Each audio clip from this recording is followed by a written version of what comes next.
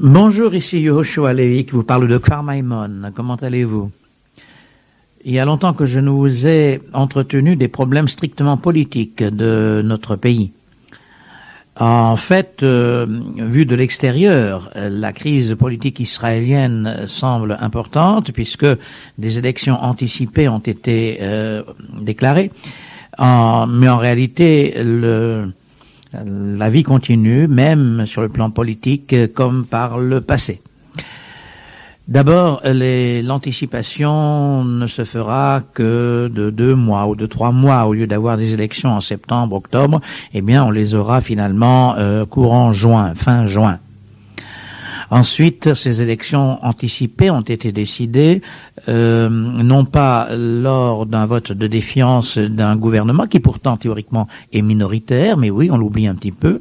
Il manque 1 ou 2 voix depuis le retrait des petits partis d'extrême droite, enfin qu'on appelle d'extrême droite. Shamir ne dispose plus de la majorité à la Knesset et pourtant il gouverne. Il n'a pas été renversé, mais par un accord entre Shamir et celui qui représentait encore alors le Parti travailliste, c'est-à-dire Pérez, ces élections anticipées ont été décidées. La différence, c'est que pendant ce temps-là, la Knesset est en vacances. Le Parlement ne peut pas renverser un gouvernement qui théoriquement n'expédie que les affaires courantes. Mais Shamir a déclaré que les pourparlers de paix continueraient même pendant cette période intérimaire pour Israël, intérimaire aussi dans un certain sens pour les États-Unis, puisque les États-Unis sont également en pleine période électorale actuellement, et le président Bush, contrairement à ce que l'on attendait au lendemain de la guerre du Golfe, a, paraît-il, fort à faire pour se maintenir pour un nouveau mandat présidentiel. Alors, pour en revenir en Israël, donc, Shamir a les coudées franches et ce qui est nouveau, c'est que les 2 grandes formations, les travaillistes comme les libéraux de Shamir, ont essayé d'établir des élections primaires, comme un peu en Amérique. C'est une première pour Israël. Mais ça devrait peut-être aussi servir d'exemple pour la France, car à droite comme à gauche, j'ai l'impression que les grenouillages, enfin vu d'Israël, les grenouillages sont également assez spectaculaires pour savoir qui va être le chef de file de la droite ou de la gauche en France lors des prochaines élections, des prochaines échéances électorales qui s'annoncent, y compris présidentielles. Donc en Israël, il y a eu pour la première fois des élections primaires. Le parti travailliste, d'abord, a vu 4 candidats s'affronter, une candidate féminine, avec comme seul programme le féminisme précisément, mais elle n'a remporté que un pourcentage tout à fait réduit de voix, ce qui montre d'ailleurs que le parti travailliste, contrairement à ce que l'on croit, moi je vous l'ai toujours dit, n'est pas du tout le parti du progrès ouvert aux idées rénovatrices et que les femmes y jouent là aussi un rôle tout à fait minime. L'autre candidat surprise a été Kessar et il a obtenu tout de même un nombre respectable de voix. Il faut dire que il est le président de la CGT israélienne, la Histadrut. La Histadrut, c'est un véritable État dans l'État. Et c'est le règne des copinages. On ne peut pas faire partie, d'abord, de quoi que ce soit sans faire partie de la Histadrut. Et quand on fait partie de la Histadrut, on est obligé de voter Histadrut, surtout si le président de la Histadrut se présente aux élections et surtout si même dans le parti travailliste, on commence à se poser des questions sur l'utilité qu'il y a de maintenir cette interférence entre la Histadrut, qui est après tout un patron comme un autre et peut-être encore plus puissant que les autres patrons, et le parti travailliste. En effet, quand le gouvernement travailliste est au pouvoir, le plus clair des crédits disponibles sont employés pour renflouer tant bien que mal les empires de la Histadrut qui, en plus, sont très mal gérés. Il y a actuellement un conflit en ce qui concerne, par exemple, les caisses de maladie, les cotisations qui devraient entrer dans les caisses de maladie d'Aïssarout, entrent en fait dans les frais généraux pour combler les trous de Aïssarout elle-même. Enfin, ça semble peut-être un peu compliqué, mais c'est pour vous expliquer en tout cas que Kaysar a recueilli un nombre de voix impressionnant et que Rabin, qui a été le grand vainqueur de cette confrontation, eh bien, prendra sans doute Kaysar avec lui pour le neutraliser et peut-être aussi pour essayer de mettre définitivement sur l'Aventin son éternel concurrent Pérez. Pérez, donc, a subi le plus grand échec puisque on lui a préféré Rabin. Je vous dirais franchement, bon, j'essaie toujours d'être assez objectif, bien que l'objectivité n'existe pas en matière journalistique, vous le savez très bien, mais j'évite de prendre parti. Mais moi, personnellement, je dirais franchement que je ne suis pas fâché que Pérez soit out. Bon, on peut avoir les idées que l'on veut. Je ne prétends pas que les idées du Parti travailliste sont à rejeter d'emblée et toutes, mais ce que j'ai ressenti comme d'une manière tout à fait désagréable, c'est que Pérez, pour se maintenir à tout prix au poste de commande et pour revenir au gouvernement, eh bien, n'a pas hésité à faire pression sur les pays étrangers pour les mêler dans les affaires intérieures d'Israël, comme si Israël n'avait pas suffisamment d'ennemis à l'extérieur et à l'intérieur même, qu'il faille encore, par exemple, que Pérez dise à Mitterrand, lui souffle à Mitterrand sa politique à l'égard ou à l'encontre d'Israël. Vous me direz que les Français n'ont pas besoin qu'on leur souffle la manière de nuire à Israël, mais quand même, quand ils ont en plus l'impression d'avoir un appui sur la place, eh bien, ils se gênent moins pour prendre honteusement les positions que la France prend. Mais également en Amérique, Pérez est allé souvent là-bas pour contrer les objectifs du gouvernement israélien en place, et notamment en ce qui concerne l'attribution des trop fameuses garanties américaines. Alors moi je ne suis pas tellement mécontent donc que Pérez ait échoué, non pas parce qu'il voulait le pouvoir, tout le monde le veut, les hommes politiques, on ne peut pas leur reprocher de vouloir à tout prix s'imposer. S'ils ne le voulaient pas, ils ne seraient pas candidats, voyons. Mais ce sont les manières qui sont utilisées. Et de ce point de vue-là, Rabin, jusqu'à présent en tout cas, me semble un peu plus digne. Sa voix grave quand il parle est d'ailleurs tout à fait caractéristique et peut-être lui fera gagner quelques voix supplémentaires lors des élections. Je vois un autre avantage en tout cas, c'est que au fond nous ne connaissons pas évidemment le résultat de la confrontation électorale future, d'autant moins que curieusement les Olim Hadashim, tous les nouveaux émigrants, même ceux qui ne sont pas encore en Israël, même ceux qui ne viendront que la veille ou l'avant-veille du scrutin au mois de juin, eh bien tous auront le même droit à élire, ce que je trouve tout à fait aberrant personnellement. Car les Éthiopiens, par exemple, et les Russes, pour d'autres raisons, n'ont jamais de leur vie pu s'exprimer électoralement parlant. Ils n'ont jamais voté. Le vote était interdit en Russie et inconnu en Éthiopie. Or voilà qu'ils débarquent à peine en Israël, qu'ils connaissent strictement personne, et déjà on veut les accaparer leur voix. Moi j'aurais simplement dit comme règlement qu'il faudrait au moins être 6 mois en Israël pour connaître et les hommes et les programmes afin de pouvoir voter. Eh bien non. Donc ce sont tout de même quelques centaines de milliers de voix nouvelles dont personne ne sait exactement comment elles se détermineront, d'autant plus qu'en période électorale israélienne, hélas, tous les coups sont permis. Donc on ne sait pas comment ça va se terminer. Mais si vraiment il fallait à nouveau établir un gouvernement d'union nationale, comme cela s'est déjà fait, et comme actuellement en France, pour d'autres raisons, on suppute. J'ai lu dans les journaux français récemment des articles sur une cohabitation éventuelle à nouveau possible ou non entre une droite triomphante aux prochaines élections et législatives en France, et un Mitterrand qui serait toujours en place et que constitutionnellement on ne pourrait pas obliger à démissionner. Eh bien, dans l'hypothèse en Israël d'une nouvelle cohabitation entre la gauche et la droite, entre le Parti travailliste et le Likoud, il me semble que Rabin serait davantage persona grata pour collaborer dans un gouvernement dirigé par le Likoud que l'aurait été Pérez.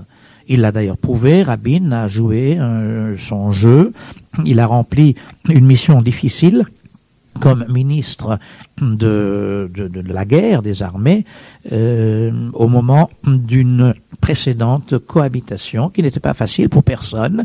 Eh bien, on ne peut pas lui reprocher d'avoir sabordé les objectifs admis en commun par le gouvernement de coalition d'alors, alors que Pérez, pour en revenir à lui, avait tout fait pour faire échouer précisément cette collaboration. Alors donc c'est une bonne chose que Rabin puisse avoir l'ait emporté sur Pérez.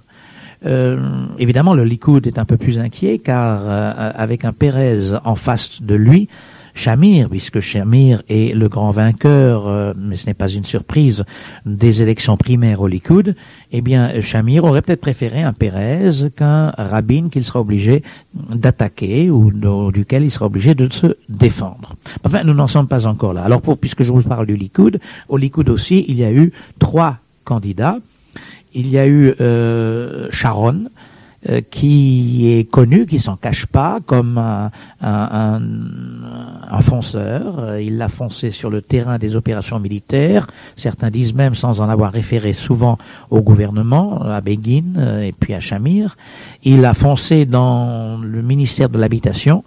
Finalement, c'est extraordinaire. Il n'y avait pas d'appartement et en quelques mois, il a réussi à faire en sorte qu'aujourd'hui, on trouve même des appartements vides. Bon, c'est vrai que ce sont des caravanes, des préfabriqués, mais il n'y a pas un village, il n'y a pas une ville où il y a des dizaines et des centaines de caravanes avec toutes les restrictions budgétaires que le pays s'impose. Eh bien, c'est vraiment un miracle. Et ceci, c'est Sharon qui en est à qui l'on est redevable. Mais enfin, il a une politique de répression qu'on lui prête, et dont il ne se cache pas d'ailleurs, et qui fait que beaucoup ont peur de voter pour lui, et il n'a récolté qu'une 20% à peu près, un peu plus que 20% de voix aux primaires du Likoud.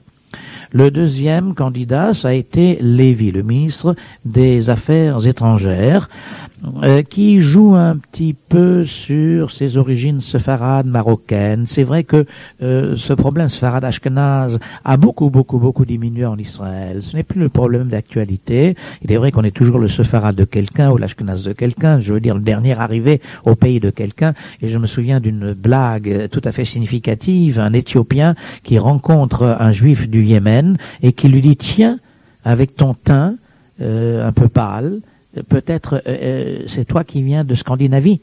Il était persuadé qui vient de Scandinavie, le brave Yéménite, par rapport évidemment au noir, à la peau noire de l'Éthiopien. On est toujours le noir de quelqu'un là aussi.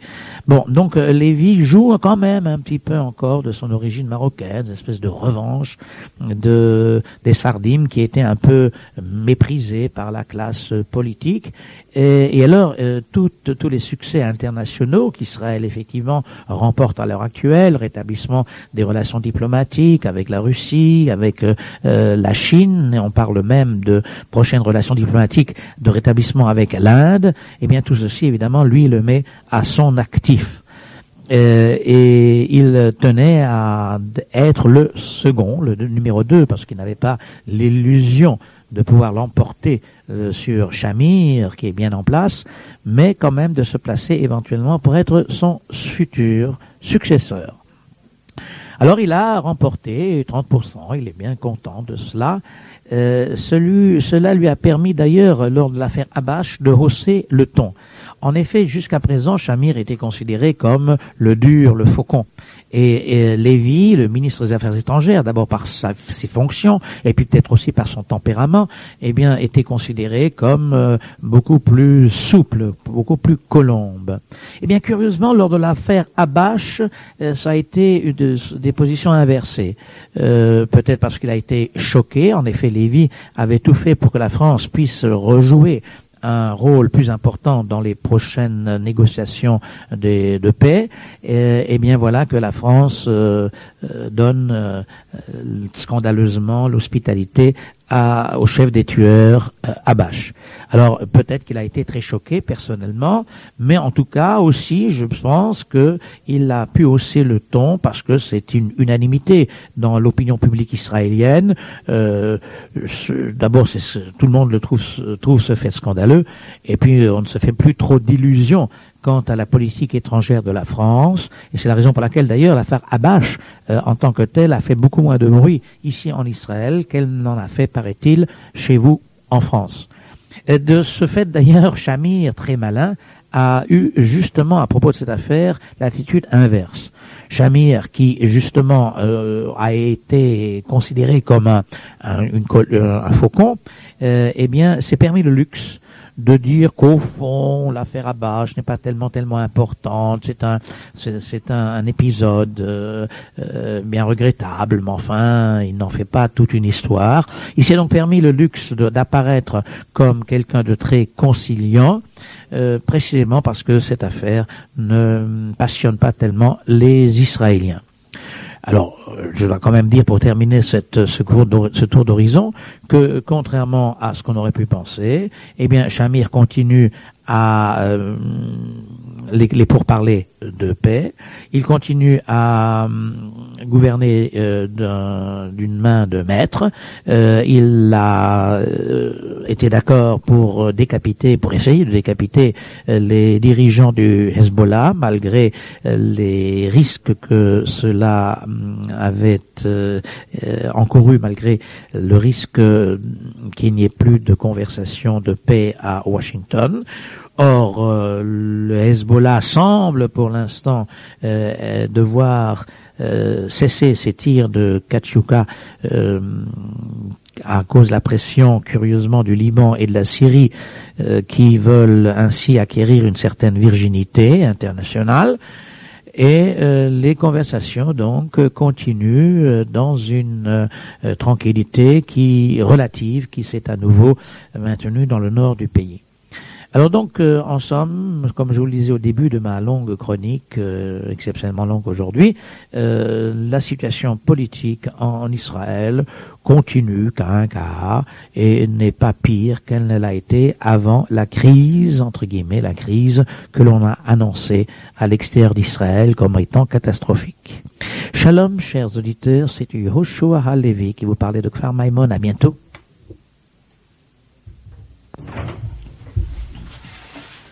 Chers amis, bonjour, ici Yehoshua Halevi qui vous parle de Kfar Maimon.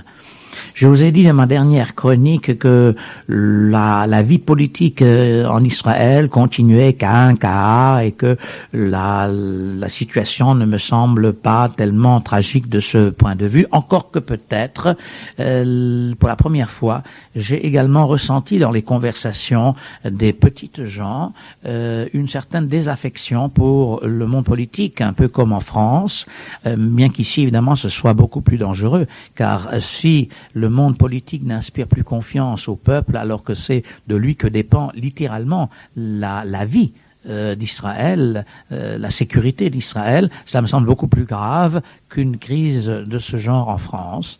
Mais nous en parlerons éventuellement. Ce qui me semble beaucoup plus inquiétant, c'est l'analyse militaire que je me fais de la situation. Alors, les prochaines chroniques, je vais essayer de m'en expliquer, et vous verrez que à long terme, c'est cela qui est finalement le plus important.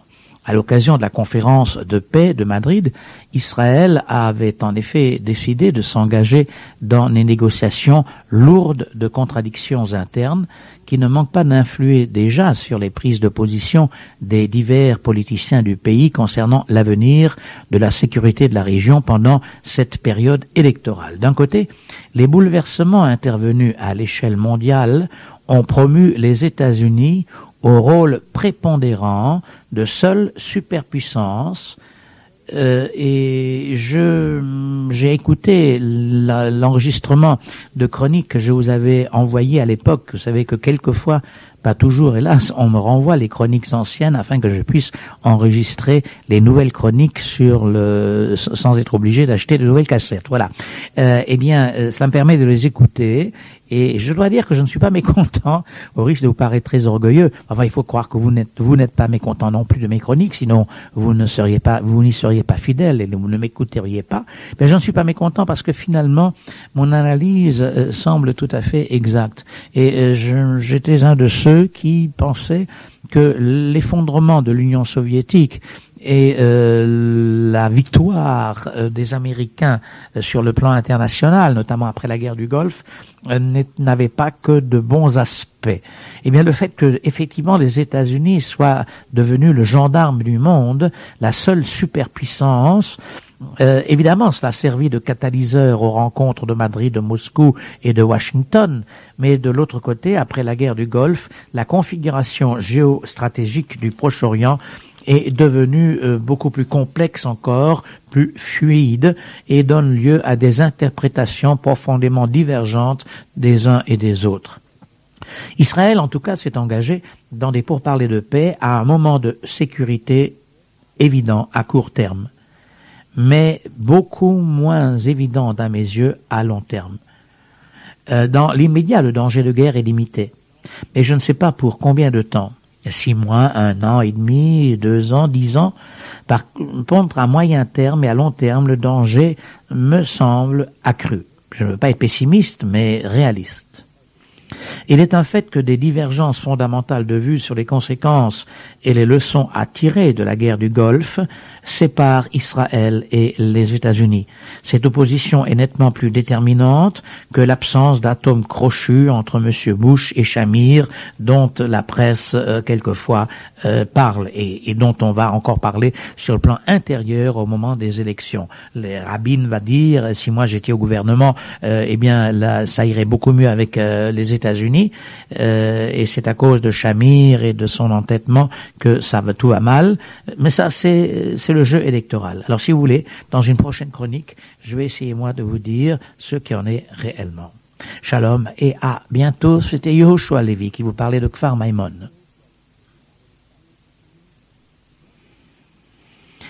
Bonjour, ici Yehoshua Levi de Kfar Maimon. Je vous ai dit dans ma dernière chronique que l'analyse que fait la classe politique américaine de la situation d'Israël après la guerre du Golfe s'articule autour de 3 axes que je vais vous rappeler, du point de vue, donc, je dis, américain.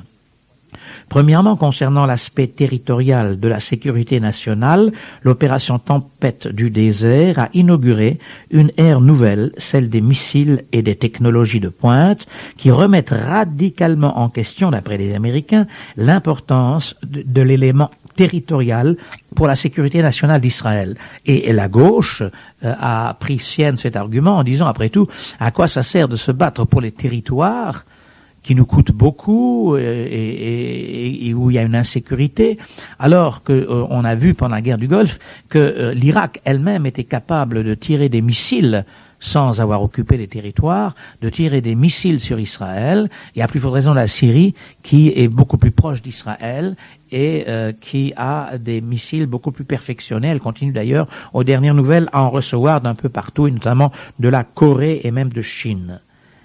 Deuxièmement, concernant les implications de la politique de retenue pratiquée par Israël pendant la guerre du Golfe, en lieu et place d'une opération directe de Tsahal, l'acceptation par Jérusalem de l'intervention des armées de l'air de la coalition anti-irakienne à la fois contre les rampes de lancement de Scud en Irak et pour permettre le déploiement de batteries de patriotes en Israël, constitue un tournant dans l'attitude israélienne. Désormais, les garanties de sécurité fournies à l'État juif par la communauté internationale sont, d'après les Américains, envisageables et envisagées en tant qu'élément inhérent du système israélien de défense. Autrement dit, Israël a prouvé en acceptant les patriotes et en acceptant de s'en remettre aux Américains pour la défense pendant la guerre de l'Irak, Israël a prouvé qu'elle pouvait avoir confiance dans les Américains et donc un traité de garantie américaine qui garantirait Israël est bien plus important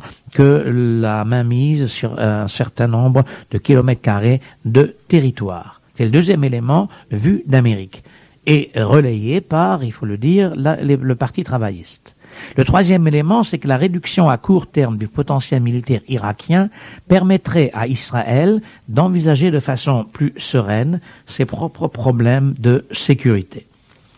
Alors donc, du point de vue américain, la situation nouvelle créée par la guerre du Golfe devrait conduire à plus de souplesse de la part d'Israël dans les pourparlers de paix et aussi réduire les besoins d'aide étrangère de Jérusalem en matière de sécurité. D'un côté, les Américains souhaitent donc une décrispation d'Israël par rapport aux menaces pesant sur son front oriental, mais de l'autre, ils s'engagent à multiplier les accords de sécurité et toutes les énormes ventes d'armes que cela suppose dans le Golfe Persique afin d'endiguer au maximum le danger que continue de représenter pour les Américains l'Irak, pour les Américains, mais aussi pour les pays pétroliers arabes. Alors, je vous dirais comment moi je vois les choses du point de vue israélien et où se trouve le véritable conflit entre Israël et Amérique. Donc, à la prochaine fois, pour une prochaine chronique militaire de Yehoshua Halevi. À bientôt. Chers amis, bonjour. Ici Yehoshua Halevi qui vous parle de Kfar Maimon en Israël. Au cours des négociations de paix, les différentes options israéliennes seront sans doute fonction, puisque ces négociations ont repris au moment où je vous enregistre, eh bien, elles seront fonction de deux catégories de considération. D'une part, Israël fera prévaloir sa propre interprétation de la situation géostratégique, analyse en fonction de laquelle il fixera ses choix fondamentaux et les limites des risques susceptibles d'être encourus, compte tenu notamment de la précarité des équilibres régionaux actuels. D'autre part, Israël devra faire une évaluation réaliste des priorités américaines et de leurs incidences sur la stratégie à adopter au Proche-Orient après ce tournant historique que fut la guerre du Golfe. Pour les Américains, je vous l'ai dit, il est incontestable que les conditions de la sécurité de l'État d'Israël se sont nettement améliorées depuis la guerre du Golfe. Le président Bush a formulé clairement cette analyse américaine, célébrant solennellement la victoire de la coalition. Il a évoqué l'opportunité d'une paix israélo-arabe générée par la nouvelle situation géostratégique au Proche-Orient. Je cite, « À notre époque, dit-il, la géographie n'est pas garante de sécurité et la sécurité n'est pas le fruit de la seule puissance militaire. » Un mois plus tard, ces déclarations furent corroborées par le général Scroft, conseiller du président américain à la défense nationale. À la question de savoir si les leçons de la guerre du Golfe ont confirmé ou infirmé la portée d'éventuelles concessions territoriales de la part d'Israël, il a précisé qu'elle tendait à les infirmer. Il a également souligné que depuis les accords de Camp David, Israël ne possédait plus de profondeur stratégique sur sa frontière avec l'Égypte et qu'au vu de la missilisation galopante du Proche-Orient, l'occupation de territoire avait perdu une grande partie de son efficacité. C'est là le nœud même du problème. On le constate, ces prises de position de l'administration américaine actuelle sur le facteur territorial en matière de sécurité résultent directement de l'importance prise par les missiles pendant la guerre du Golfe. Une grande partie de l'opinion américaine est déjà acquise au fait que les positions stratégiques d'Israël en Cisjordanie et sur le plateau du Golan se sont avérées totalement inopérantes au moment des attaques de missiles. Il s'avère que les lancers de Scud sur Tel Aviv et Riyad d'ailleurs n'ont pas changé grand-chose aux perspectives d'Israël. Les responsables de la défense d'Israël, eux, continuent en effet, et à juste titre, me semble-t-il, de penser que dans cette région, ce sont les mouvements au sol et dans les airs de troupes conventionnelles qui restent déterminantes. Ainsi, par exemple, les Américains eux-mêmes ont été obligés, après bien des hésitations et des mois de bombardements, de prendre pied sur le sol irakien, et koweïtien d'abord, mais irakien ensuite, pour mettre un terme, et d'ailleurs prématurément, à la guerre. Si les Américains n'avaient pas été sur le terrain même, la guerre ne se serait pas terminée malgré les bombardements. Et encore, elle s'est terminée de la manière dont on sait. Un peu curieusement, la paix est pour le moins bancale. La principale menace pour l'existence d'Israël ne réside pas dans les Scud, mais dans le déploiement des forces terrestres et aériennes ennemies. La profondeur stratégique ne doit pas être envisagée en fonction de la seule portée des missiles. Cet aspect déterminant du rôle des forces conventionnelles a été confirmé par les événements mêmes de la guerre du Golfe. En effet, le Koweït a été envahi et occupé par des blindés et des parachutistes irakiens, et non pas par les bombardements irakiens de fusées, non pas par des missiles ou des armes chimiques. N'est-ce pas précisément la victoire de la coalition anti-Saddam en territoire irakien qui a restauré l'entité politique koweïtienne? Israël ne peut donc pas et ne pourra jamais posséder de solution contre tous les dangers, ce que représentent les missiles notamment. Mais le critère fondamental de sa sécurité est fondé sur sa capacité à vaincre au sol